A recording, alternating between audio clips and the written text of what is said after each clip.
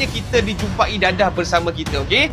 The fact bahawa kita ada simpanan ke atas dadah tersebut belum cukup lagi untuk mengatakan bahawa kita adalah tuan punya ataupun kita adalah orang yang memiliki dadah tersebut. Sebab apa? Sebab lagi dua elemen yang perlu dipenuhi, iaitu pengetahuan dan juga kawalan. This is a very important element. Sebab tu dalam kes Yusof Router, hakim menyatakan bahawa pihak pendakwa gagal untuk membuktikan kes prima facie sebab kesemua bukti-bukti yang telah dinyatakan kepada mahkamah tidak dapat membuktikan bahawa Yusof Router mempunyai pengetahuan dan juga kawalan ke atas barang-barang yang dijumpai, iaitu dadah berbahaya tersebut dan juga senjata-senjata imitasi yang dijumpai di dalam kereta. Walaupunlah dia ada simpanan, tetapi without knowledge, pengetahuan, without kawalan ke atas barang-barang tersebut. Kawalan ni bermakna Yusof Router kena ada kawalan untuk membuang barang tu, untuk mengalihkan barang tu. Sekiranya dua perkara ni tidak boleh dibuktikan, bermakna mana-mana kes untuk penyimpanan senjata api dan juga untuk kes penyimpanan barang-barang dadah ini